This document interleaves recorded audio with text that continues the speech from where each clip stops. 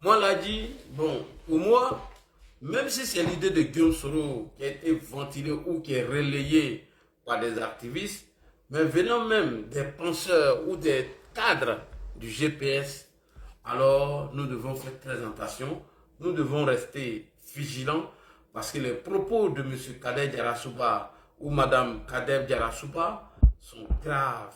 Vous allez écouter, nous avons pu capter ces audios à travers un panel soroïste afin d'alerter les autorités compétentes, afin de dire à nos autorités de rester très vigilants face aux intentions de M. Guillaume Kibafouri Soro. Guillaume Soro, on ne doit pas baisser la garde avec. Récemment, vous avez vu les déclarations de M. Aboudraman Tiani et on a fait l'analyse pour vous démontrer par A plus B que c'est Guillaume Soro qui était caché derrière les propos de M. Aboudraman Tiani. Voilà. Et donc, Kader Diarra a décidé de faire des tournées sur les panels afin de galvaniser encore la troupe sorosphère et leurs alliés internes, les militants du PPACI, afin de vous expliquer ce qu'ils sont en train de préparer. Et nous devons rester vigilants et concentrés. Nous devons rester vigilants et concentrés parce que M. Guillaume Soro n'a pas encore baissé les armes. M. Guillaume Soro veut coûte que coûte renverser le régime. Alors, nous disons que nous allons le dénoncer et il va échouer. Quand un sorcier veut d'abattre ton enfant, il faut le dénoncer. Il faut dénoncer toujours le sorcier du village. C'est très important. Il ne faut jamais laisser le sorcier du village approcher tes enfants afin de les manger. Voilà. Je vais vous montrer une photo ici de Maïmouna Kamara, Lago Djoudrani, Lago sans viande, lorsqu'elle avait volé le bazin de l'une de ses camarades. Et le mari de Mariam qu'elle avait arraché aux États-Unis, grâce à Dieu aujourd'hui, Dieu merci, Mariam Koulibaly a récupéré son mari. Nous disons merci au Tout-Puissant qui a permis à Mariam Koulibaly de récupérer son mari aux mains de cette sorcière de Maïmouna Kamara, la Djep.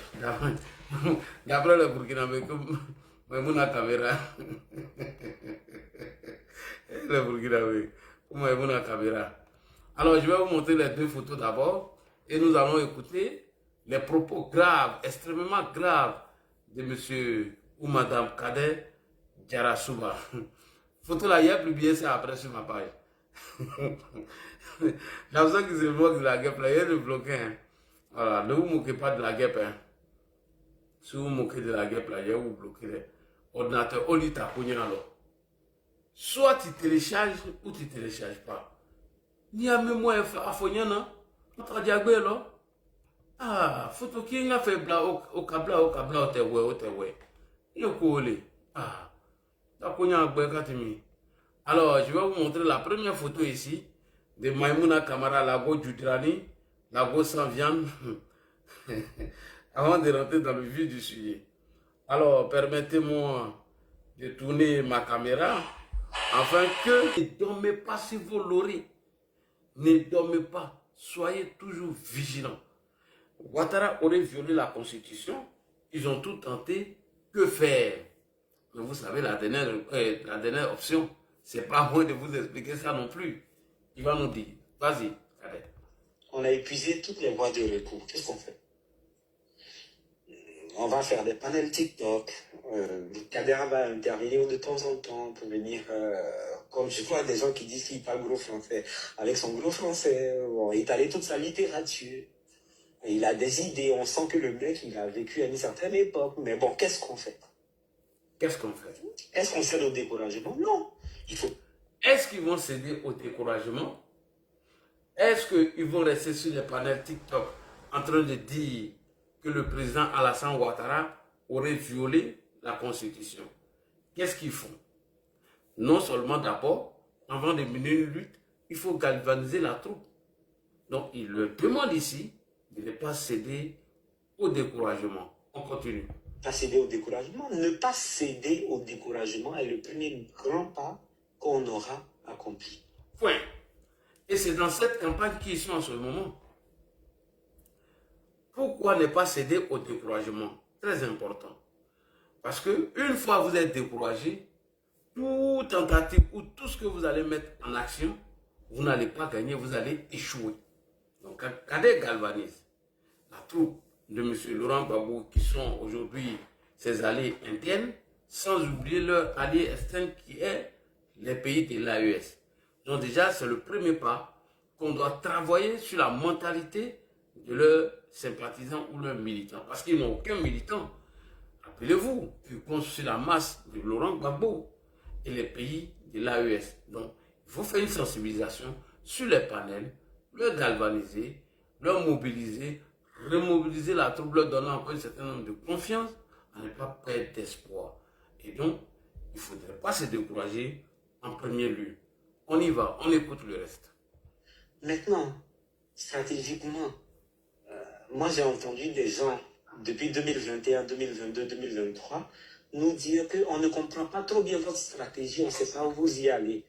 J'ai dit maintenant, c'est que le combat est en marche. Parce qu'avant, moi j'écoutais des live TikTok où on tenait des réunions avec certaines personnes et puis donc je vous trouvais sur ces pans de live là, enfin, ces pans de réunion dans certains lives et tout ça. Point. Maintenant, quand il faisait des réunions de stratégie, comment déstabiliser le régime, quand il faisait des réunions pour placer ou préparer leur communication ou leur stratégie, certains venaient avec les secrets dehors. Il fait référence ici à Amiral, après sa révélation sur M. Guillaume Soro, où en 2017, lorsque les armes ont été retrouvées au domicile de M. Suleiman Kamaraté, dit Souktesoul, lui, il s'est permis de prendre sa caméra, faire une vidéo, accuser le président Ouattara pour blanchir M. Guillaume Ibafori Soro, en disant que les armes qui ont été retrouvées au domicile de M. Suleiman Kamaraté, dit Souktesoul, étaient des armes que le vieux avait déjà achetées, qu'il arrête de tromper les gens. Ce qui a permis, selon lui, d'alléger un peu le problème de Souktesoul. Et Guillaume Kibafori Soro l'a appelé personnellement pour lui dire merci, qu'il lui serait reconnaissant. Mais Kader Djarasouba l'a confirmé. Si vous voulez, je peux prendre cette partie. Il dit aujourd'hui, le capricieux amiral blindé pleure à longueur de journée parce que Guillaume Soro a arrêté de l'appeler au téléphone. Ce qui veut dire que Kader confirme les propos d'Amiral, que Guillaume Soro avait pour habitude de l'appeler. Donc, bref, donc, ici, il dit, ils ont essayé de mettre un groupe restreint où ils organisent des réunions et que ces réunions ne sont pas filtrées et elles ne se retrouvent pas sur les réseaux sociaux. Donc, ils sont dans une autre stratégie tactique, comment galvaniser certains Ivoiriens afin de faire tomber le régime du président Alassane Ouattara. Très important. Et ça, c'est les propos d'un cadre du GPS. Et vous savez à quel moment il fait ces genres d'intervention? En 3h et 4h du matin.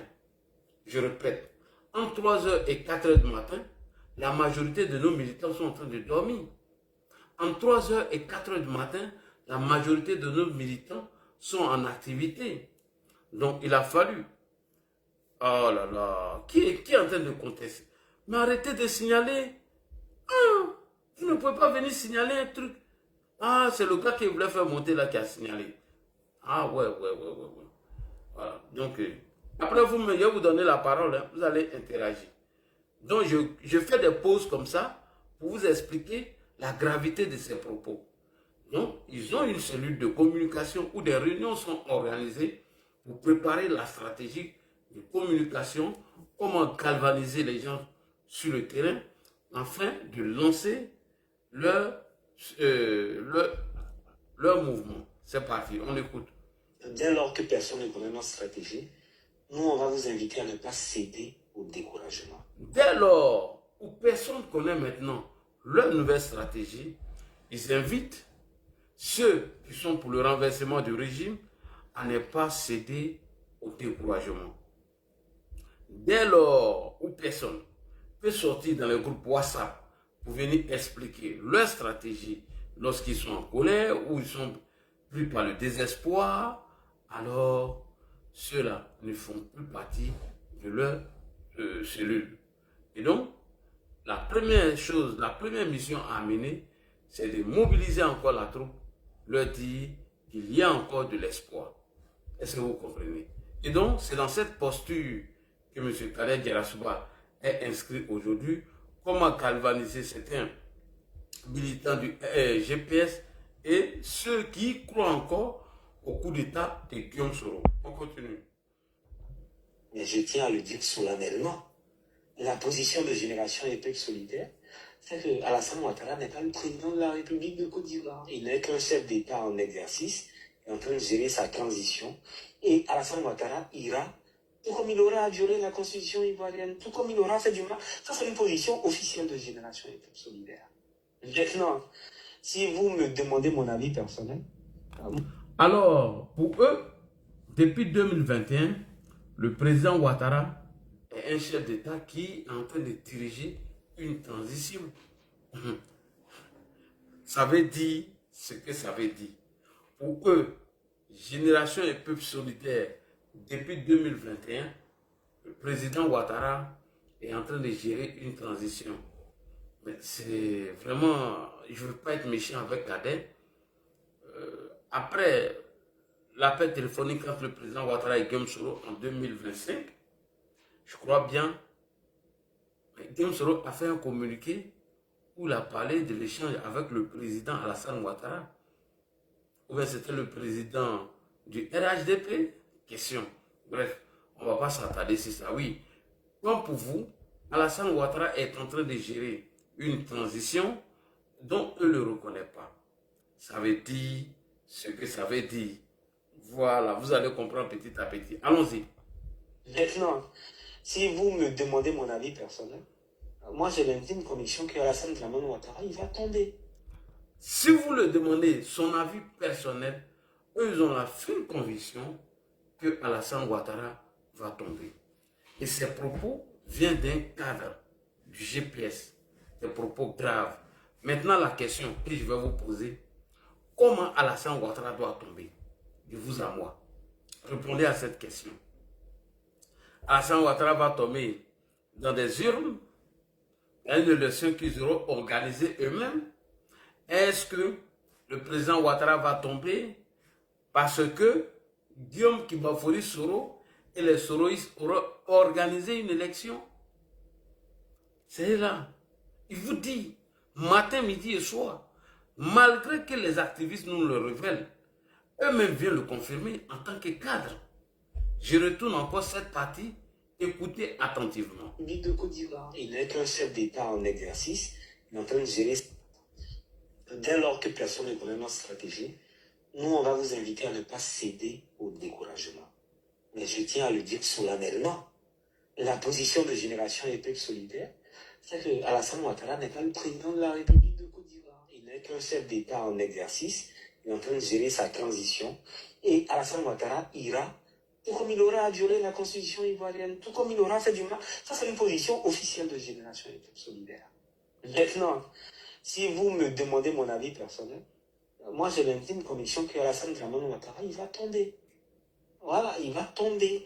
Et il tombera. Et tout son système avec. Et bien sûr qu'on pourra essayer véritablement de mettre en place la démocratie contestée en Côte d'Ivoire. Et si je vous dis ça, ça ne sera pas de lutte aisée, parce que nous, on va poser les jalons, mais pour essayer de... Mais moi, j'ai fait une réunion avec... Point. Il vous dit que le président Ouattara va tomber. Et quand il le dit là, il ne le dit pas en vain. Parce qu'ils vont préparer une stratégie de combat pour le faire tomber. C'est un cadre de GPS qui vous le dit. Non des moindres. Du GPS. Donc, on doit faire très attention, rester sur nos gardes, ne pas baisser la garde. Avec Guillaume Kibafori Soro. C'est comme Kokora, pas sur un panel et tient des propos graves. Ainsi, vous allez voir que tout le monde va se lever pour condamner ces propos. Pourquoi? Parce que Kokora est nommé au sein du RHDP et il parle au nom du président de la République, Alassane Ouattara. Eux là, quand il dit qu'Alassane Ouattara va tomber, là, je vous retourne la question. Est-ce que ce n'est pas des élections que le président de la République, Alassane Ouattara, va tomber? Est-ce que ce n'est pas des élections? Vous le savez, que ce n'est pas des élections. Quand ils le disent, ils sont au sérieux. Vas-y, Kader. Quelqu'un de très très important qui soutient la lutte, mais qui a un entregent tellement solide qu'il peut passer entre les mailles du filet et tout ça, même aller à Abidjan. Il dit, mais Kader, le jour où cette situation-là change, même si on voit 3 militants du RHDP en train de marcher au plateau, c'est tout dans l'ordre public, je dis, ah, ça c'est un cas très très dangereux, donc il faut commencer à faire attention. Donc, c'est le ressenti, la rancœur des gens que j'avais senti qui se mettent. Point. Est-ce que vous avez entendu même? Lorsqu'ils vont faire tomber le président de la République, Alassane Ouattara, nous là, on serait traqués jusqu'à dans nos derniers retranchements. Est-ce que vous avez entendu même?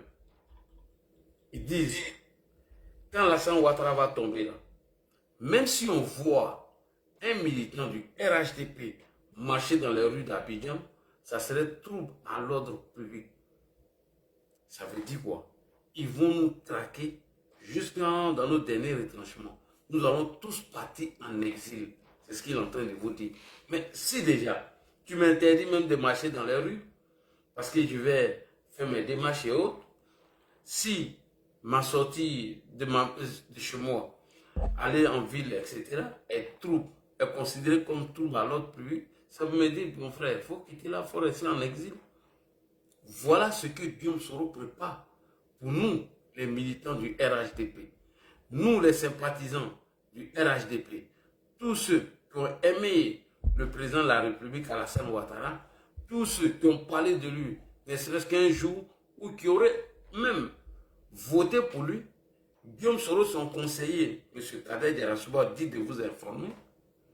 Eux, ils sont inscrits dans cette lutte, dans ce combat-là, pour faire tomber nos régimes, parce qu'ils ne reconnaissent pas le président Ouattara. Et le jour où le président Ouattara va tomber, même un militant du RDR, d'après eux, s'il le voit marcher en ville, ça serait considéré comme trouble à l'ordre public.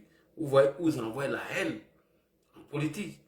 On continue avec Kader Djerasouba. Manifester à cette période.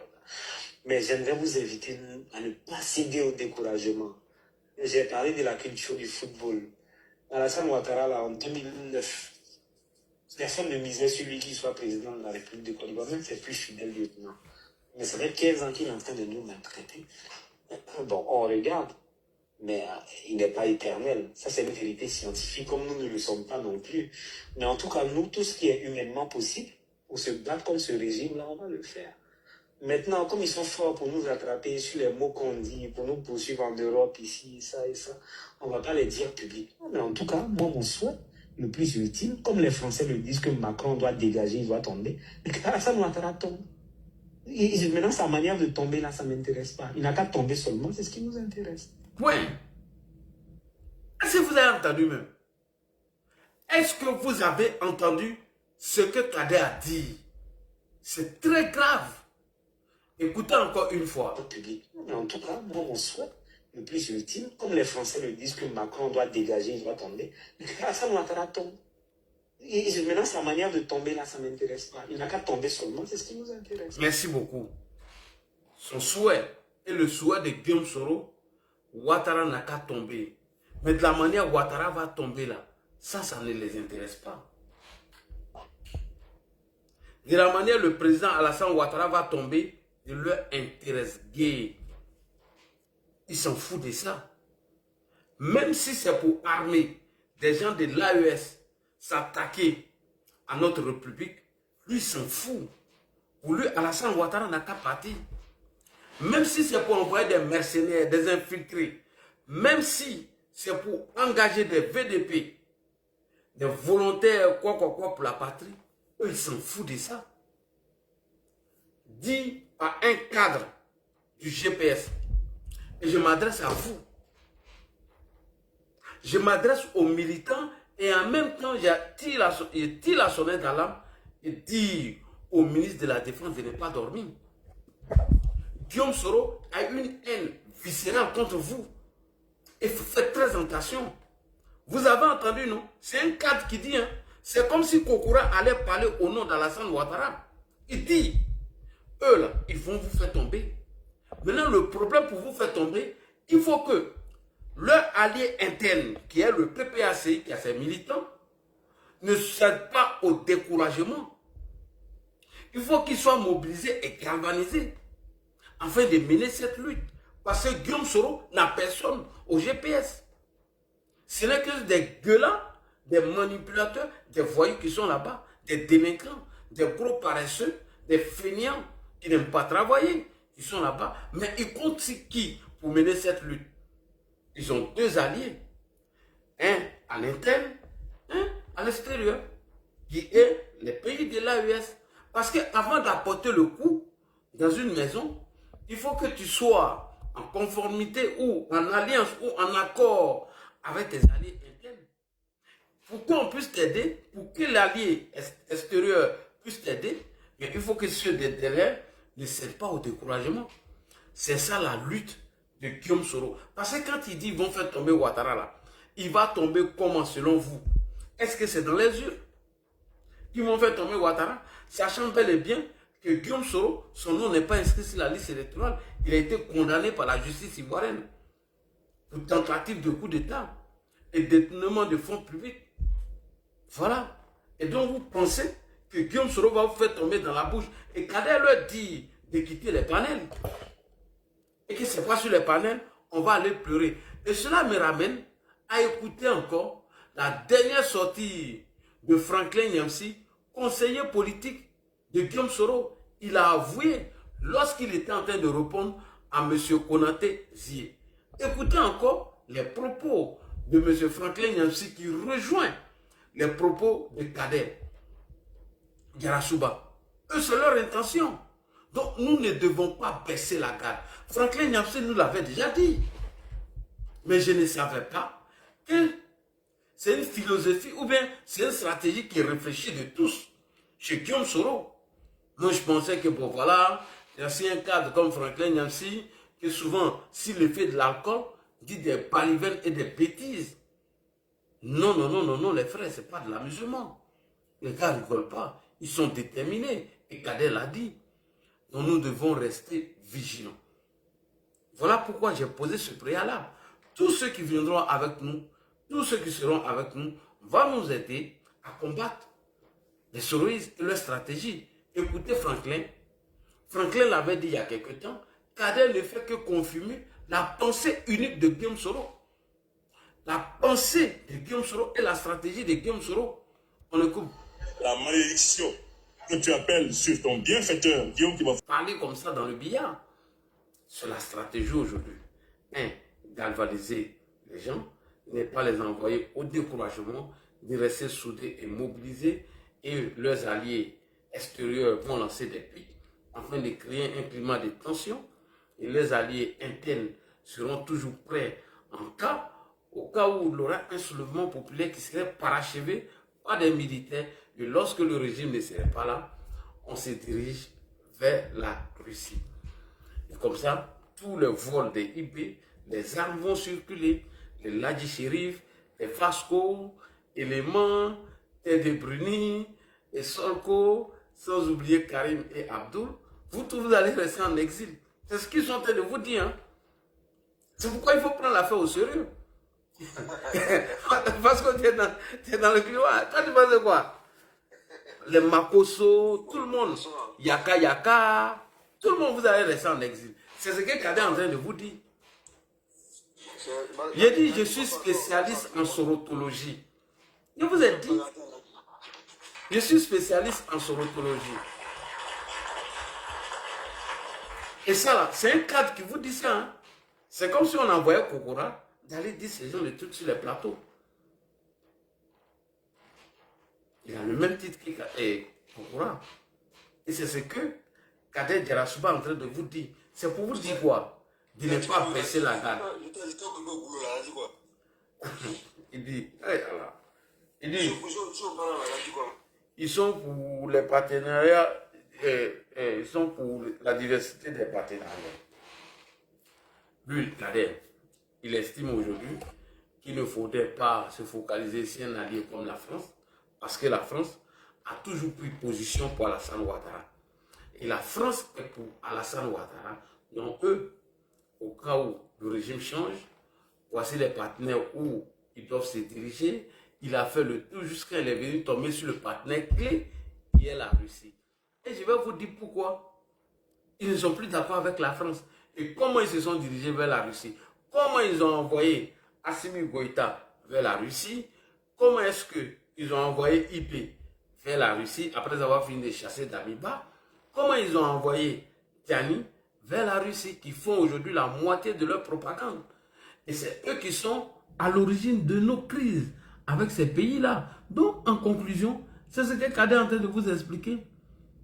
Un, on remobilise les gens, on leur dit de ne pas se décourager. Voilà. Deux, on ne reconnaît pas ce pouvoir va tomber à tous les coups. Alors, troisièmement, peu importe la manière où le pouvoir va tomber, eux, ils s'en foutent. Ça ne les intéresse pas. Ce n'est pas leur problème.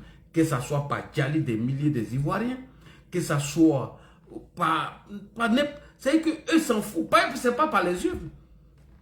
Guillaume Soro est-il inscrit sur la liste électorale? Non. Mais comment eux, ils vont faire tomber Alassane Ouattara? Qui organise les élections?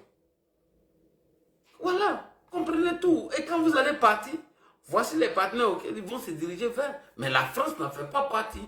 Parce que la France est un partenaire sûr d'Alassane Ouattara. Et c'est ce qu'il vous dit ici.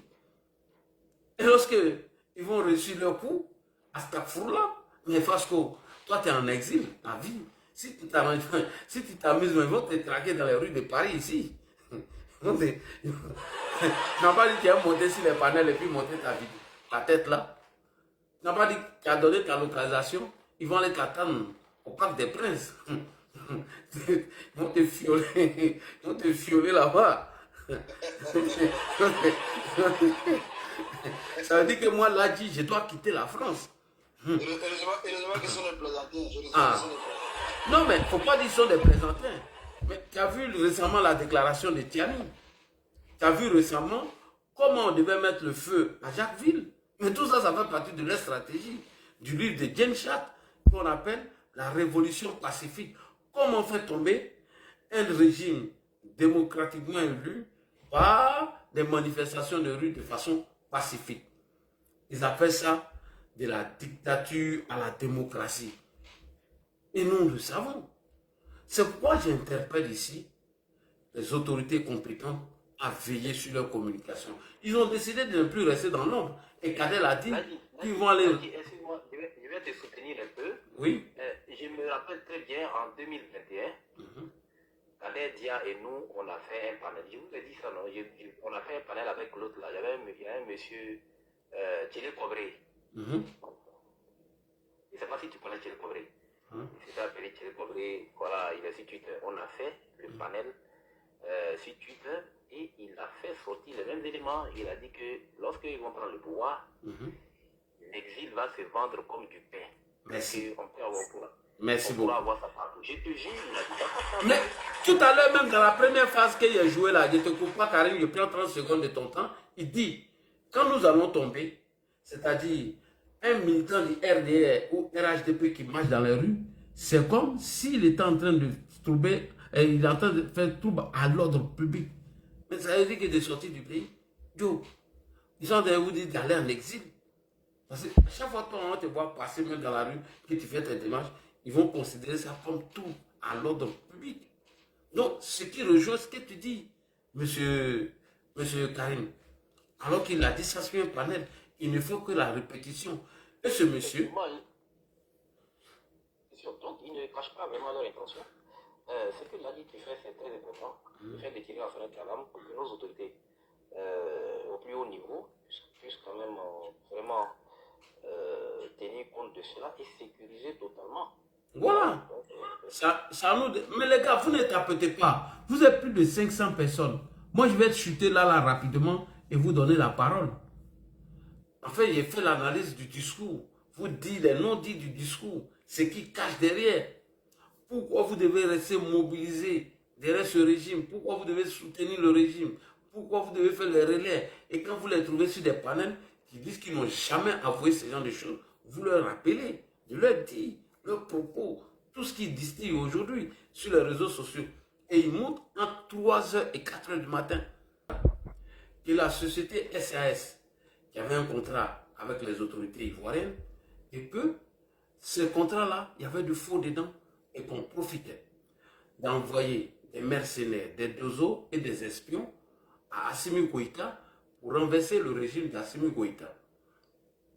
Il a même donné l'immatricule et le nom des soldats, puisqu'ils sont dirigés vers la Russie. Et donc, Kader parle de la Russie déjà dans son intervention, en vous galvanisant, en vous disant comment ils doivent vous chasser du pouvoir. Ils ont déjà leur allié. C'est pour vous dire, les noms des Kader, pour vous dire que lorsque ceux-là, ils reçurent leur coup, nous oublions même, parce que toi-même, il faut aller faire chirurgie esthétique. Voilà. Parce que, par des princes là petits, ils vont squatter tout. Moi-même, ils m'ont déjà filmé même dans autre chose, comment on appelle, dans Paris, là, à mon insu.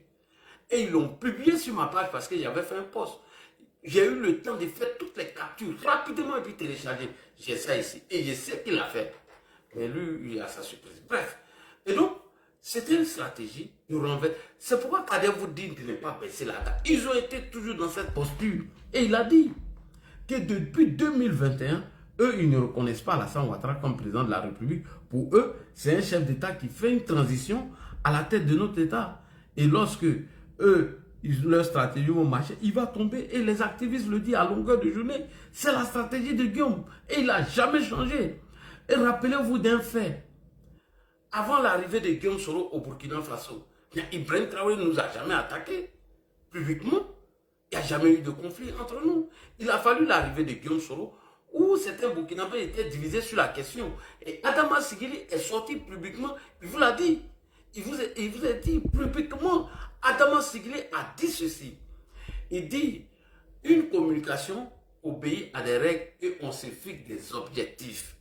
Aujourd'hui, là, ce n'est pas de se plaindre de l'arrivée de Guillaume Soro qui nous intéresse. Notre objectif est de déstabiliser Alassane Ouattara. Nous devons nous donner les moyens pour le faire. Adama Sigili est là, c'est un écrivain, il est au Burkina Faso. Donc, depuis qu'Assimi a échoué, on a confié la mission à d'autres personnes. Comment Assimi maintenant va s'en rendre compte que Guillaume Soro est en train de l'embobiner, mais lui joue le jeu, il continue. Même s'il ne s'affiche pas publiquement avec Guillaume Soro, Kader vous a informé, Kader Sanogo, qu'ils se connaissent, ils ont des amis là-bas. Pourquoi Konaté a refusé d'y aller? Il vous a dit les raisons. Et pour cela, on veut le... Albatros veut le chicoter. Moi, j'ai peur d'Albatros. Hein. Albatros, moi, j'ai peur d'Albatros. Pourquoi Albatros va venir me trouver ici? Donc, bref, l'État de Côte d'Ivoire, quand ils ont compris que c'est Guillaume Soro qui était derrière, comme de la manière Kader est en train de galvaniser aujourd'hui, on a pris toutes les précautions. D'abord, nous avons fait un premier communiqué du Conseil national de sécurité et on a expliqué la mission des 49 soldats. Pendant ce temps, le conseiller politique de Guillaume Soro, en l'occurrence Franklin Nyamsi, se rendait à Bamako. Voilà comment j'étais énervé et j'ai fait sortir la vidéo de le colonel Felon.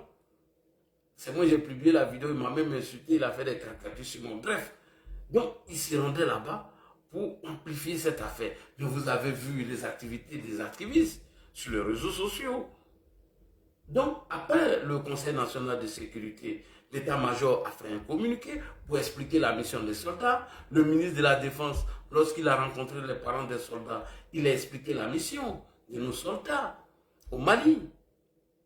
Et bref, il a fallu maintenant la médiation du Togo et Guillaume Soro de son communiqué, hein, où il a dit que Ford devait intervenir dans cette histoire, où il a désigné Ford comme le médiateur. J'ai ce communiqué, j'attends les Soro. S'il dit que c'est faux, il fait la VAR. Il faut sortir le premier communiqué de Guillaume Soro après l'arrestation des soldats. Donc bref, l'État ivoirien a envoyé une délégation au Mali. Voilà comment on a géré la situation avec le Mali. Parce qu'on savait qui était derrière. Et le conseiller politique de Guillaume Soro nous a expliqué, que je vais revenir dessus tout à l'heure. Donc, toutes ces crises que vous voyez entre nous et ces pays, et on veut faire avaler à l'opinion nationale et internationale qu'Alassane Ouattara est le mal de l'Afrique de l'Ouest et qu'il est en conflit avec tous les pays de l'AES Mais c'est archi faux. C'est Guillaume Soro qui en parle. Donc, les guégués qu'on fait sur les réseaux sociaux, on attaque les Burkinabés, lui, il est content. Lui, c'est ce qu'il veut. Guillaume Soro a toujours prospéré dans le désordre.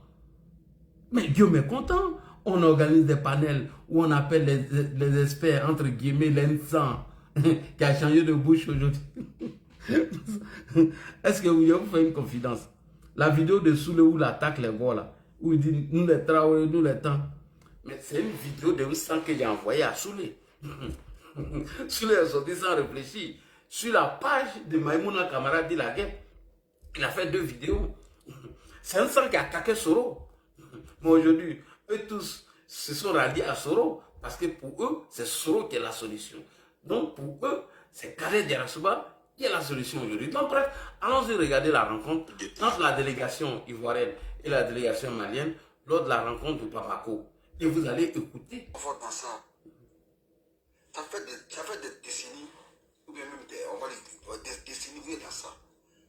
Donc Guillaume Soro, notre ancien Premier ministre, toi-même tu es quitté dans ça, puis tu as rejoint, je vais dire, la vraie lutte. Mais peut-être que pour nous c'était la vraie lutte. Mais pour lui, peut-être que c'est un opportuniste. C'était un opportuniste qui voulait venir s'accaparer d'une lutte.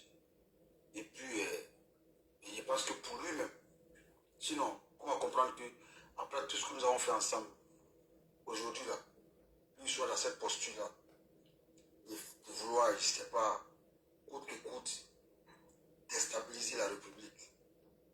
J'arrive pas à comprendre. Je cherche à comprendre, mais j'ai du mal. Voilà. Aujourd'hui, tu peux tomber dans l'opposition. Tu peux basculer dans l'opposition, mais quand tu bascules dans l'opposition, il faut faire la politique, mais d'après eux-mêmes, autrement. Sauf que leur politique autrement, là, c'est vraiment autrement, quoi. C'est pas le autrement que nous, on pensait. Voilà. Eux, là, autrement, là, c'est négatif. Voilà. Vous faites la politique autrement que nous faisons, comme nous faisons là, c'est de façon positive. On a besoin d'une opposition. Mais une opposition responsable. Une opposition sérieuse. Une opposition qui ne permet pas de dormir sur nos lauriers. Une opposition qui nous met au travail, nous aussi, l'ADI. Mais là, l'ADI, moi, j'ai l'impression qu'ils sont en promenade de santé. Nous, nous parlons. Parce qu'il n'y a rien en face. Après ce qu'on vient d'entendre là, est-ce qu'on peut les prendre au sérieux? Mais non du tout. Mais non du tout. Parce qu'il n'y a rien. Il n'y a pas de contenu. Des gens qui se mentent à eux-mêmes. Ils mentent à la population. On a découvert tous les doigts. Toi-même là, tu les as déconstruits. Tous les doigts là, tu as déconstruit toujours. Et heureusement que toi tu les déconstruis. Et puis les jeunes gens, à travers ton panel, apprennent beaucoup de choses. Et cette pédagogie-là, franchement, moi, à chaque fois quand je monte, c'est pour te saluer. Parce qu'il faut sortir, il faut sortir du ténèbre. Il faut les envoyer à la lumière. Et quand tu poses un panel, et puis tu abordes tes thématiques, tu essaies de déconstruire ces mensonges-là, cette propagande mensongère. Tu fais bien, tu fais bien. Moi, j'ai pitié, vraiment, excusez-moi, hein, mais j'ai de la peine pour ces Ivoiriens-là. On peut être opposé politiquement, mais ça c'est l'essence même de la démocratie. Mais est-ce qu'on doit penser, ou bien estimer que, parce que le régime qui est en place, on n'aime pas la tête de celui qui est à la tête de ce régime-là, donc la République doit chuter. On doit brûler le pays. C'est grave. Après, quand nous on dit que c'est nous on aime la Côte d'Ivoire contrairement à eux, ils trouvent qu'on en fait trop, que nous sommes les nouveaux Ivoiriens, les nouveaux patriotes. C'est maintenant nous on va penser que eux là, ils n'aiment pas le pays, c'est nous on aime le pays maintenant. Effectivement. Ouais. Si on a dit que vous êtes les nouveaux patriotes, vous êtes les Ivoiriens de 2010. Alors que lui-même il dit qu'il n'a jamais eu un document ivoirien. Ah, lui là, il ne comprend pas pour lui. Hein. Donc, c'est vraiment pathétique. Hein? Les mots me manquent quand j'écoute souvent l'opposition ivoirienne. Voilà pourquoi je leur dis que le malheur du RADP ne peut venir que du RADP lui-même. Parce que le président de la République, à travers sa stratégie politique, là, a gamé le pion à tous ses opposants. Il se balade tout seul. Et il l'a fait politiquement. Il n'a exclu personne. Il a donné la latitude de s'exprimer, de mettre en place eux aussi leur stratégie.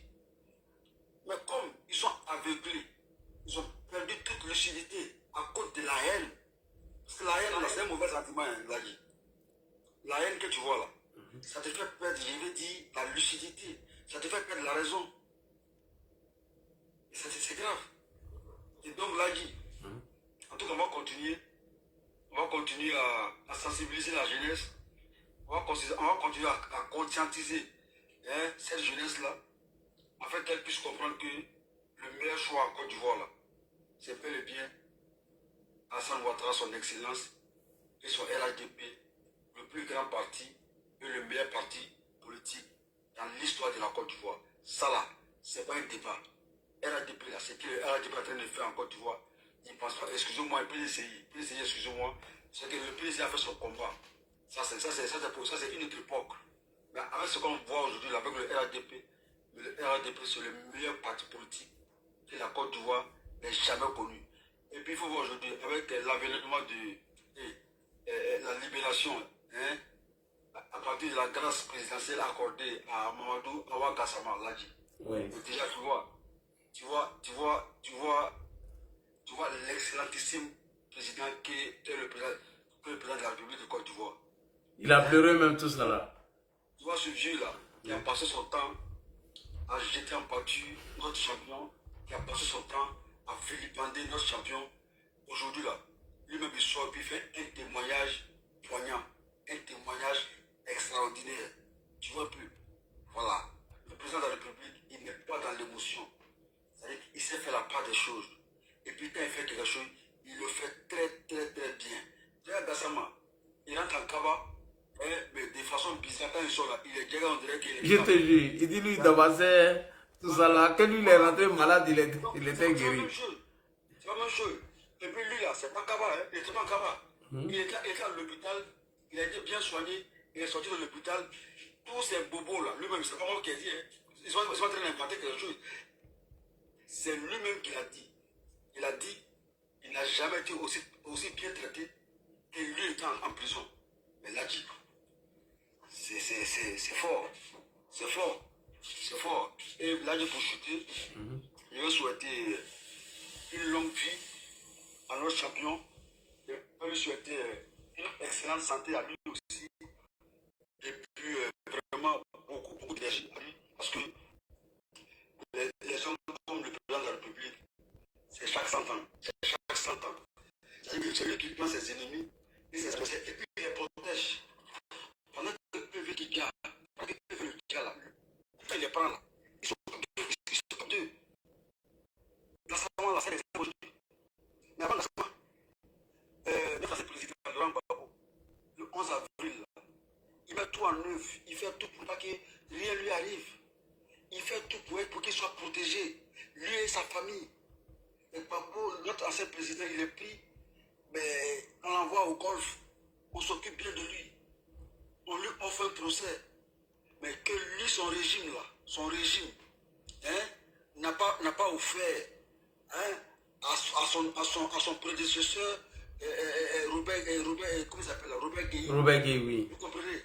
Donc, vous comprenez la dimension humaine de l'homme. La dimension humaine de l'homme. Donc là, c'est une chance pour la Côte d'Ivoire d'avoir un président de la République à la personne de son excellence, M. Alassane Ouattara. C'est une chance énorme, c'est une grâce. Donc, le champion l'a dit. Merci beaucoup à toi. Merci Fasco. Et n'oublie pas que la même transition, ils ont laissé Soumaïlou Boubaï Maïga mourir en prison. Hein. Ils n'ont pas levé en prison pour se soigner. Bref, il y a Kaza qui a ouvert son micro, on peut lui écouter aussi. Hein. Oui. Ça, tu vois plus. Bonsoir Kaza, on peut écouter. Kaza va pas attendre, il vient de monter. Comment tu vas? Viens toi Kaza. Tu sais même pas si Kaza même là. Kaza et nous c'est la même famille, hein, c'est le même RHDP. C'est même pas si demain il vient au RHDP. Il n'a qu'à s'assumer. Moi, je l'appelle à s'assumer. Parce que jusqu'à présent, il ne s'assume pas et moi, ça m'énerve. Il m'énerve. Non, mais c'est à nous de le rassurer. C'est à nous de rassurer Kaza. Faut donner la parole à la seule femme. Rassurez-le, c'est pas grave, c'est pas grave. C'est pas grave, ferme ton micro, arrête. Attends, on va donner la parole à la chose générale. Quoi là? Où est la femme là même? C'est qui est en bas là? Il y a une femme en haut, terrain de bruit là, faut lui donner la parole. T'es de bruit, on va faire Quel de bruit? Moi je t'ai dit en 2030 là. Moi, Kaza et même Kevin Tia, on va mener campagne pour le candidat du RHDP en 2020, en 2030. Faut regarder ça. Inch'Allah. C'est Kaza qui a fait les panels pour nous. Non, il n'a qu'à vite s'assumer parce que, arrivé un moment, on en a marre parce que... Non, mais il ne faut pas lui mettre la pression, il va venir au fur et à mesure. Il ne va pas faire comme Parigo. Donne-moi le temps, pleurer. Un pied dedans, un pied dehors. Non, Kaza, j'ai confiance. Bon, en tout cas, très belle analyse, hein, comme d'habitude, du frère Lagui Chérif. Voilà. Lagui, c'est bien souvent de remémorer tout cela aux gens, pour que les gens vraiment puissent comprendre. Ils puissent comprendre. Parce que, tu sais, la répétition, elle est pédagogique. Quand moi je regarde la communication des gens du GPS, ils sont dans l'intoxication. Et si on laisse cela perdurer, vraiment pour les nouvelles générations, c'est compliqué. Là, ils vont souvent, je scrolle beaucoup, quand j'ai du temps libre, je vais voir. Mais figure-toi qu'aujourd'hui, il y a des jeunes qui lancent des panels. Des jeunes, hein, ivoiriens. Qui sont ici, qui sont même en Côte d'Ivoire, qui lancent des panels et qui reprennent des propos, ils discutent, parce qu'ils n'ont pas connu cette période-là, ils ne savent pas, on leur a dit, les gars leur ont dit, voilà comment ça s'est passé. C'est des sujets dont ils n'ont aucune connaissance. Par exemple, je parle de la crise sur la rébellion. Tu vois, ils n'ont pas connu, parce qu'il y a un gars qui avait pratiquement 2 ans, bon, aujourd'hui là, voilà, il n'a pas connu ça. Donc, ce genre de personnes-là, il faut leur remémorer tout ça. Parce que c'est la cible aujourd'hui de ces gens-là. Des jeunes qui aujourd'hui arrivent à l'âge de voter, ils n'ont que 18 ans, ils n'ont que 19 ans pour certains, ils n'ont que 20 ans pour d'autres. C'est la cible. C'est eux qui s'intoxiquent. Donc il faut faire ce revue de l'histoire pour qu'ils puissent comprendre, pour qu'ils ne tombent pas dans la bêtise. Voilà, parce qu'ils ont comme l'impression que eux, ils vivent ici, mais il y a une intoxication qui se fait de l'extérieur. Et voilà, j'en profite quand même pour sortir quand même un carton chaud. Mais, non, je préfère laisser ça. Je vais laisser cette partie-là pour le moment. Donc, il faut travailler sur ça. Il faut appeler les gens pour leur dire qu'ils sont des responsables. Il y a certains propos qui ne peuvent pas tenir. Parce que ça les suit. Ça les suit. C'est pour ça, cette histoire des personnes qui sont en train de se... Je ne sais pas si je peux appeler ça un repenti. Ils vont passer devant des personnes qui vont être très sceptiques vis-à-vis d'eux. Et moi, par exemple, je ne vais pas aller défendre ces positions-là. Parce que moi, en tout cas, je ne dois rien à un personnage comme Abirak Blindé, comme Parigo, comme quoi d'autre. Mais heureusement, ils vont trouver des frères pour les accompagner dans cette démarche-là. Mais ce n'est pas moi, en tout cas, un gars terre dépuni qui va aller être au charbon pour eux. Il va falloir qu'ils montrent aux gens qu'ils ont changé de posture parce qu'ils ont fait tellement de mal. Moi, personnellement, je leur ai pardonné. Moi, je suis monté sur le live plusieurs fois de Amiral. Mais il n'a jamais voulu aller dans le débat. Il était toujours comme Kaza à me traiter de Ruby, à me stigmatiser en fonction de mon thème de voix et tout ça. Parce qu'ils ne peuvent pas tenir dans le débat. Ils sont toujours dans les invectives à 2 balles. Vous voyez? Et c'est ça. Bon, je ne vais pas être long, moi je vais m'arrêter là parce que voilà, il se fait quand même tard sur Abidjan. Ok. Et On va laisser la parole aux autres. Ouais. S'exprimer. Oui, on va donner la parole à Kaza. Ouais, comment tu vas, mon cher frère? Je vais bien. On a besoin de toi en 2030. Tout le monde, on va recruter tout le monde. On revient au parti unique, hein. Je suis monté sur ton panel aujourd'hui. Oui. D'habitude, tu sais, je reste en bas, je t'apporte ou bien je monte, je prends pas la parole. Je suis monté aujourd'hui, j'ai besoin de ton aide. Oui. J'ai besoin de ton aide parce qu'il y a quelque chose qui est en train de passer sur la toile. Oui. Qui est en train de se passer sur la toile. Il faut que là, il faut qu'on combatte ça. La xénophobie est en train de gagner du terrain Effectivement. dans les partis politiques. Ça, c'est vrai. Je suis choqué de voir des militants RHDP dire à un autre militant RHDP, je suis génétiquement ivoirien plus que toi. Écoute bien la phrase, hein. Je suis génétiquement ivoirien plus que toi. Parce que pour ce dernier, quand ton père est étranger et ta mère est ivoirienne, tu n'es pas ivoirien pour lui. Et venant d'un militant RHDP, ça me choque plus que tout. Quand on attend les témoignages, toi-même que j'ai surnommé Ladji la varicelle, donc tu n'allais pas. Parce que lui m'a sauvé le vendeur de CD. Hein? C'est Kaza. Attends, quand ça va terminer, parce que moi-même, j'ai un message même derrière. On écoute des vidéos dans lesquelles les pays européens, chefs de l'État, nous disent qu'on prend des doulas, on les amène au commissariat, on arrache les pièces d'identité pour leur octroyer des titres de séjour. Et 20 ans après, les mêmes enfants de ce même peuple-là viennent qualifier leurs propres proches d'étrangers, ça m'écoeure. Ça m'écoeure. Donc, moi je sais que face que derrière dans ce combat, là, franchement, moi j'ai besoin de toi parce que tu as un panel qui a de l'audience. J'ai besoin de toi pour sensibiliser ces jeunes-là. On n'est pas obligé de répondre à la xénophobie par la xénophobie. Non, on est plus intelligent que ça. Donc, je répète, non, c'est pour ça seulement que je suis monté sur ce panel aujourd'hui pour solliciter ton aide, pour venir nous aider dans ce combat. Merci. Ok, rapidement, je vais parler en quelques secondes. Tu vois, pourquoi moi, ça me gêne toujours de revenir sur le sujet d'ethnie. Si tu as remarqué mes panels, je ne parle jamais de ça parce que ça divise. C'est des sujets qui prêtent à confusion. Nous les Koyaka, nous les Sri Lanka, nous les Sénéfaux. J'ai toujours combattu ça en inbox. Souvent, j'interpelle même certains gars, je leur dis, non, vraiment, ton sujet là est mal placé. Hein. Mais si ça revient encore, je vais m'exprimer dessus. Tu peux demander à Kokora à inbox, hein, si tu as son numéro, il va te dire ça. Il a dit, n'est jamais rentré dans ce genre de sujet. Et c'est vrai, ce sujet revient encore.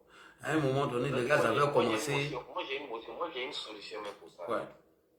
Attends, j'ai chuté rapidement. À un moment, ils avaient commencé, nous les Dulapa, les Sénéfaux, bref. Moi, c'est des trucs. Franchement, ça me dérange trop. Ça me dérange. Moi, je l'explique ici.